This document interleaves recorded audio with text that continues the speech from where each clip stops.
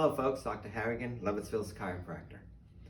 I want to share some information about aging gracefully, with function, with abilities to be able to navigate. Now everybody has an attitude, an idea that as we age we should start being hunched over, falling apart, quality of life starts to drop. What they call the diseases of modern civilization: cancer, diabetes, high blood pressure, Alzheimer's. When we were little, first thing we said was, when I grow up. As we were growing up, the next thing we said was, when I get old enough, yes, I want to do that, when I get old enough. And I want to tell you, you're old enough now, and you're going to get older. So my question is, how do you want to arrive? I started to think of this when I joined Palmercare about 5 years ago, and I started to realize what I want is another 30 years. Do I want another 30 years hunched over, can't walk, medications, tubes, can't even remember who I am? No. I want another 30 years of being like this, being able to help my patients, being able to understand different studies that I read, all of that. But all of that is not going to come by chance. It's all the choices that we make. And we make choices every day. Every day we have an opportunity to make a choice, either for betterment or take what the world has to shove in your face. All right, so there are key aspects in order to stay healthy: sleep, nutrition, movement, community, attitude. All of those matter. So I want to also mention that there is a researcher out of Harvard. He studied, it was a male study, so he studied these males for 25 years, but he started out at age 70. And he realized that if you do 4 of the 16 things, lifestyle changes, the 16 things to reach 100, if you do 4, you can get to 95.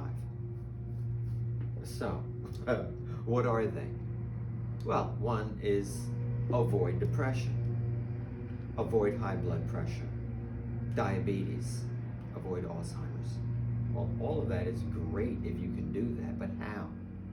How do you do that? All right, let's talk about sleep. Sleep is probably the most important thing for your brain for reducing inflammation. Sleep is what Americans don't get. They know over the years that we are getting less and less sleep. Lights are on longer. Screen time. Oh my gosh. Put the screen down. There's information about the blue light that is emitted. Well, you can wear glasses and what? Be on that screen longer? There's a concept called sleep hygiene. How's your room? Is it cool enough? Is the bedding warm enough? What about the amount of ambient light? Did you eat just before going to bed? And then what did you eat? Did you consume alcohol, coffee, chocolate? All these things matter, because if you don't get your sleep, you're not going to be healthy. It just won't happen. You should have a minimum of 7 hours of sleep. If you can get 8, great. But they do know that if you get 5 or less, all of those disease processes that I mentioned a moment ago, the risk factor, they start to increase. There are 2 aspects of sleep. One is difficulty going to sleep, and another one is difficulty staying asleep. Now, difficulty going to sleep, you can affect that with supplementation, with medications, exercise, a lot of things that you can do to influence getting to sleep. Next part is staying asleep.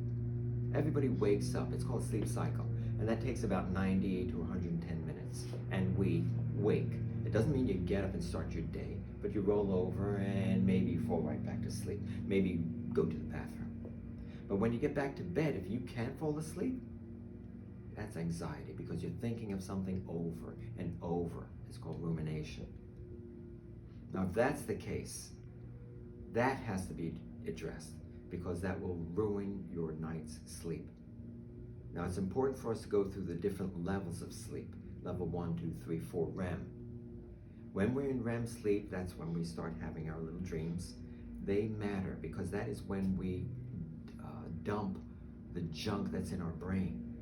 The brain is a highly energy consuming organ, and the waste products are enormous, and they're dumped when we sleep. So if you don't sleep, they start to accumulate, and those words like tau and amyloid start coming up. All right. The quality of sleep while you are sleeping, is it fitful? Is it restful? Rejuvenating? That type of thing matters, and it matters if your nervous system, how that's performing. Because if you're more in a sympathetic mode versus parasympathetic mode, that can affect your quality of sleep.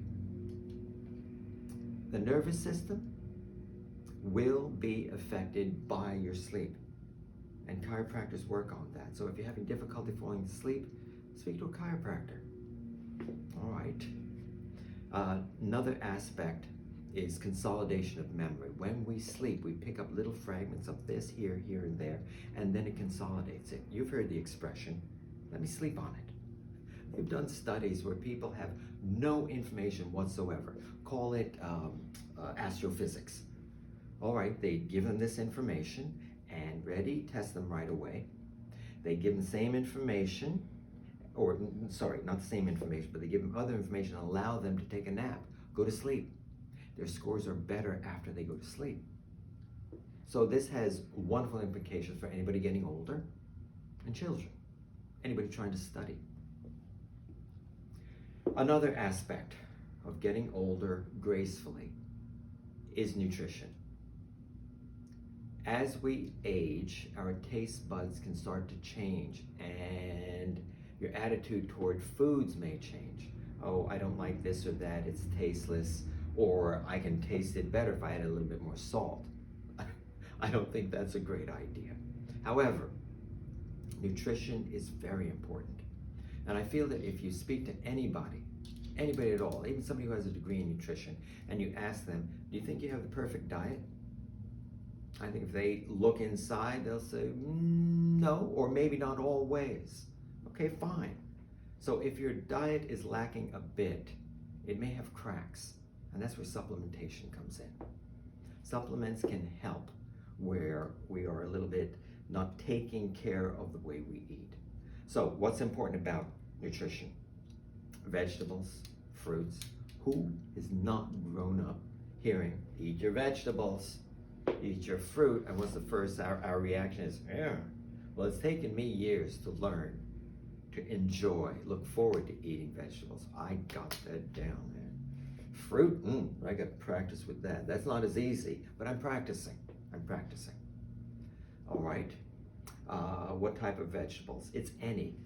Weeks ago, I got a bag of celery. My attitude before looking up research on celery was that, oh my gosh, what is it? It just has a little bit of moisture in it and it's crunchy, so a little fun food. Oh man, no. Celery has incredible nutrients. I'm not gonna list them. And then the other day, lettuce. What? Iceberg lettuce? Really? You're gonna waste time eating that? Oh my gosh, there are nutrients in that too. So it's anything that grows out of the ground for the most part, anything. It's vegetables, it's fruit. There's another thing that we need to be consuming in our diet. It's nuts. Walnuts, pecans. I just started looking up hazelnuts and Brazil nuts. There was one study that showed that if a female eats one Brazil nut a day, it improves oxidative stress in the body. It improves brain function. One nut a day. Oh my gosh. All right. Seeds. All these little nutrient-dense foods have such incredible positive effects on our health. Protein. The more protein we consume, the more we're going to push cancer. The information's there. Oh, but you know what? I'm not going to eat red meat. I'm going to eat tuna. And guess what? It's the same. It's animal protein. I've seen research where the more protein you add to the diet, the activity of cancer goes up. You want to reduce that? Decrease the animal protein. So it is important. We are supposed to be consuming protein, but not as much as Americans do eat.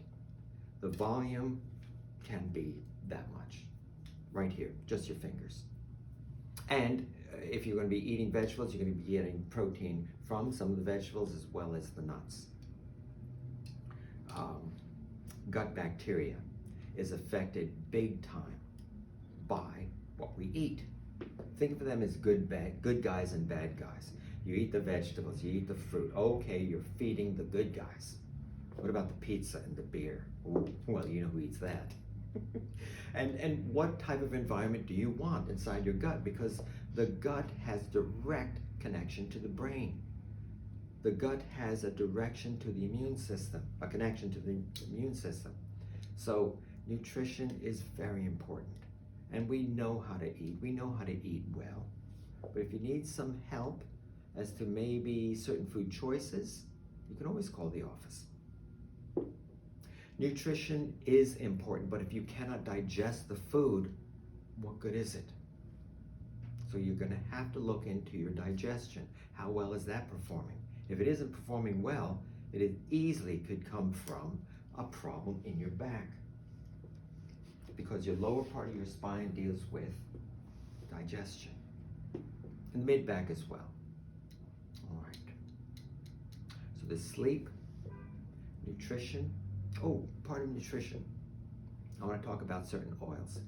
Fish oil, vitamin D3, vitamin E. I've seen information that if everybody in America consumed 2,000 units of vitamin D3, the death rate by cancer would go down by 75%. Now that's one research article, that's one opinion. I've seen research on vitamin E and how it affects blood vessels. You see, cancer needs a rich blood supply. That's runaway blood vessel growth. If you can control that, if you can slow that down, and what helps to control that is vitamin E. Nuts. A few years ago, I saw that adolescent females who consume nuts on a regular basis, if they consume nuts, they reduce the risk of breast cancer even if mom had breast cancer. What type of nuts are great? Walnuts, pecans, and now I know more about Brazil nuts and hazelnuts. But all kinds of nuts help, seeds as well. Next one's movement. My attitude for years has been, the hardest thing that we can do is get an American to get up and do any kind of exercise. I've seen estimations that 84% of America will not exercise. Now, exercise doesn't have to be a drudgery. Choose something that you like. My wife loves to swim. I do not. You can walk. You can skip. You ride a bicycle, run, floor exercises, join a gym, Pilates, do a videotape of something. It doesn't matter what it is. It matters that you do it though. And it matters that you're more consistent. So you may have heard over the years, exercise what, 3 times a week? No, they know it's more than that. It's called most days of the week. So 4 or 5. I was adjusting a patient a few years ago. His wife was near. And I asked the patient, do you exercise? And he said, I don't have time. I looked at his wife, she said, I said, all right. Do you have 12 minutes? Oh my gosh. This gentleman acted like one of those turtles. His head lifted off the tape. He turned around and looked at me. I said, yes, 12 minutes. I didn't tell him a target heart rate. But other stuff that I've seen, the word is called bout, B-O-U-T. They call it a bout of exercise. That's 3 minutes. 3 minutes. Who doesn't have 3 minutes? But hopefully you do it in the daytime, maybe toward noon. You do it again in late afternoon. Do it again in the evening. And you add those two up, those few up, and they make a difference. It makes an impact. So we don't have any excuse not to exercise. If you're gonna say that, oh, I don't exercise because my hip hurts or my knees, my feet, whatever it is, call the office. Have a consultation. Let's see if we can't figure something out, because movement is key. When I had a seminar years ago, on break, the doctor's mic was still on, and one of the attendees, he said, you're only as old as your back. Once it stops moving, you age. And when I heard that, I thought, oh my gosh, geez, what a thing. Now, I also realize, because I used to say this years ago to patients, that if you put your arm in a sling, no disease process, no fracture, just immobilization, no movement for 1 month.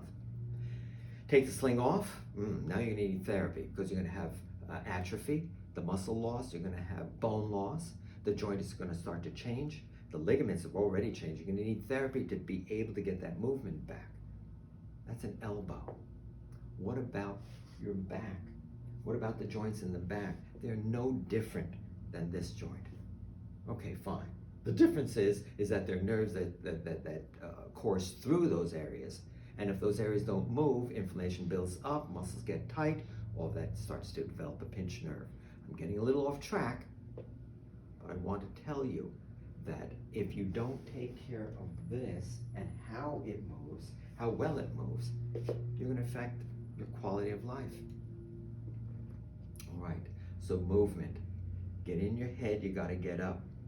This may be movement, but it's not the same as using the large group muscles, and that means from the waist down. Pick an exercise, something that you like, pick something that you will do, and do it. You don't need special equipment, but you do have to have the right attitude about it. Community. Community is so important. They know that people who are involved in the community, they live longer. We used to call them community elders. You have family, contact them. You have friends, hang out with them. Digitally doing that, they know it is not the same. A Zoom call, FaceTime, well, that's fun. But they know it doesn't affect somebody who's in an older age bracket, like people who are younger. So the screen time, that's pretty good, but if you can get face-to-face, that's even better.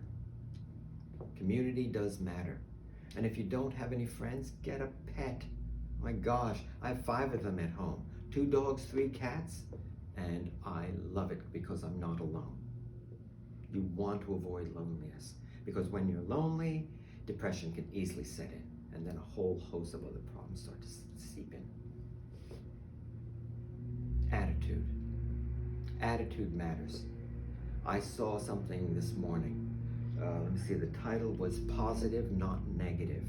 An attitude about aging. What's your viewpoint on aging? I already told you what mine was. I want another 30 years, but I want another 30 years like this. I don't want it feeble and falling apart. So what's your attitude about aging? I never say old. I always say older. Because I used to think that old was until I reached that age. And then I raised the bar a little. Oh my God, I'm still raising the bar. So, how do you want to arrive? Answer that question.